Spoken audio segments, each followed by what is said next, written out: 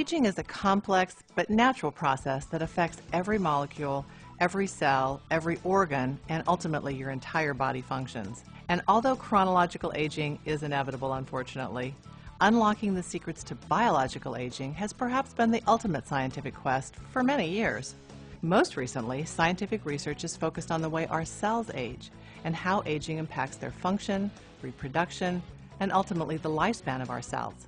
This may help us to better understand the causes and ultimately the potential solutions for key age-related diseases such as heart disease and cancer. We've all known people who look old for their age. Clearly there are genetic factors involved there, lifestyle factors, nutritional factors that all affect how we age. But now much is known about these cellular processes that incorporate these various factors and lead to people aging slowly or more quickly. The first way we age is due to DNA damage. Our DNA is under continuous assault from ionizing radiation, from toxins in the environment, and even as a result of just the normal processes of metabolism. And up to 1 million DNA damaging assaults occur every single day. And these can result in genetic typos or mistakes in the DNA replication. Now these mutations can accumulate over time, eventually causing cells to malfunction and even die prematurely. Our bodies, though, have repair mechanisms that take care of this DNA damage. However, defects in DNA repair seem to be directly related to the aging process. This critical balance between protecting the DNA from damage as well as repairing DNA is an ongoing area of active research. Another process that leads to aging as well as disease is the activation of genetic regulators, which are also known as transcription factors. These impact a multitude of metabolic processes in our bodies, including the dynamic balance between DNA damage and repair, also between energy production and decline, and control cell lifespan. Over time, the activity of these genetic regulators seems to decline and cumulative cell damage can occur. This cumulative damage contributes to age-related cellular deterioration and also contributes to many diseases of aging, including cancer, kidney failure, and even dementia. The third way that we age is related to cellular structures called mitochondria, which are the intracellular power plants that transform carbohydrates, fats, and proteins from the food that you eat into energy that your body can use. But free radicals are also generated in this process, which can lead to serious damage to your mitochondrial membranes as well as to DNA. This oxidative damage accumulates over time, leading to decreases in both the number of the mitochondria in our cells as well as their function, and can contribute to the development of many age-related diseases, including heart disease, arthritis, and Alzheimer's disease. As we age, our proteins and other structural molecules develop damaging crosslinks to one another through a process called glycation.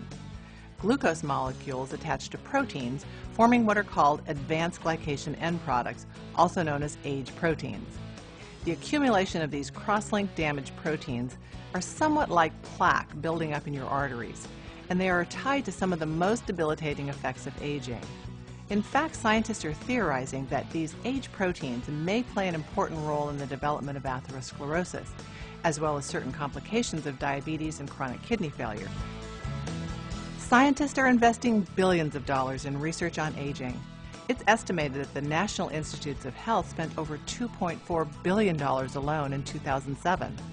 And much of this latest research on aging has focused on topics that we have talked about: preventing DNA damage and supporting DNA repair, positively influencing these genetic regulators of longevity pathways, enhancing mitochondrial biogenesis, and reducing the accumulation of these age proteins.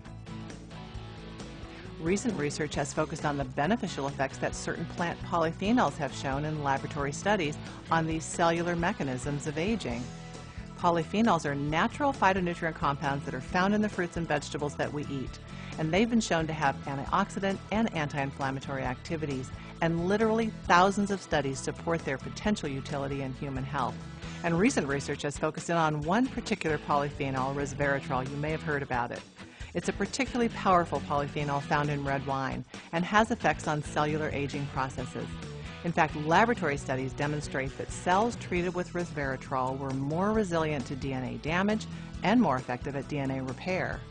Additionally, laboratory studies also indicate that certain polyphenols promote cellular energy biogenesis and promote healthy mitochondrial function.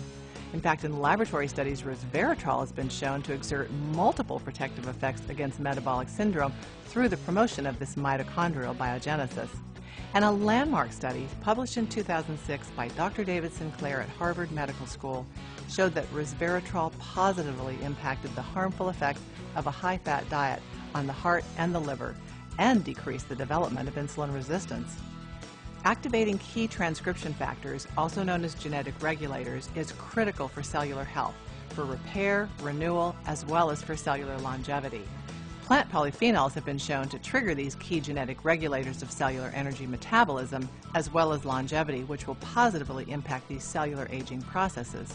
And recent studies show that certain plant polyphenols can limit the formation of advanced glycation end products, these age proteins, thus leading to their reduced accumulation and promoting cellular health and longevity. Specifically, polyphenols found in the American species of grape, Vitis rotundifolia, as well as other botanicals including elderberry, seem to have the ability to slow the formation of these damaged age proteins. So where are we today? Well, science has proven that many of the chronic diseases, as well as leading causes of death, can be prevented or at least controlled, and often through simple lifestyle changes. The National Institutes on Aging emphasizes that achieving and maintaining health and function in advanced years can be aided by a commitment to a lifestyle that promotes fitness, proper nutrition, maintaining a healthy weight, and avoidance of smoking and other behaviors that adversely affect your health. But the good news is that even if those healthy habits have been neglected, research shows that it's almost never too late to begin those good habits.